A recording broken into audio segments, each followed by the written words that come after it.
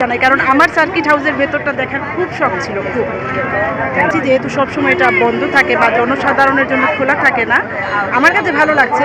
ভেতরের পরিসরটা বড়, অনেক সুন্দর, এবং আজকে যেহেতু অনেক বেশি মানুষ, ভালোই লাগছে। কারণ প্রত্যেকটা জায়গার সৌন্দর্যই কিন্তু মানুষ। আপনি একটা ফাঁকা জায়গায় যান, আপনার ভালো লাগবে না। আপনি যদি সেখানে জনসমাগম থাকে, আর তার মধ্যে তো আজকে আমাদের একটা সাংস্কৃতিক, এবং তারপরে আমরা এমসি কলেজে গিয়েছি, সেখানে কিছু অনুষ্ঠান ছিল তাদের স্টুডেন্টদের করা, ছোটোখাটো অনুষ্ঠান, কিন্তু ভালো লেগেছে। ওখানে বই মেলাটা দেখেছি, একটা বই কিনেছি। তারপর আমরা দুপুরে বাইরে খাওয়া দাওয়া করেছি। আমার কাছে মনে হচ্ছে বিগত 3-4 বছরের চেয়ে এবারের বৈশাখী আয়োজনটা খুব জমজমাট এবং সবার মধ্যে খুব আনন্দ।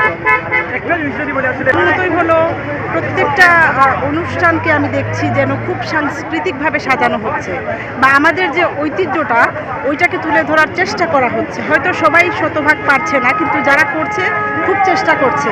এবং সবচেয়ে বেশি আমাদের মধ্যে যে আমাদের বাঙালি জাতিসত্তার যে ব্যাপারটা, ওইটা কিন্তু আমরা সবাই আমাদের মধ্যে ধারণ করতে পারছি বা করার চেষ্টা করছি। এটা কিন্তু আমি এবার দেখছি সবার মধ্যে।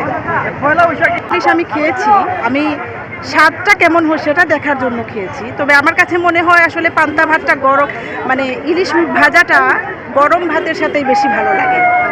পান্তার সাথে খাওয়াটা বিলাসিতা না, এটা হয়তো আমাদের কোনো এককালের এটা একটা ঐতিহ্য ছিল। তবে হ্যাঁ, সেটাকেই ধারণ করার জন্যই মূলত খাওয়া হয়।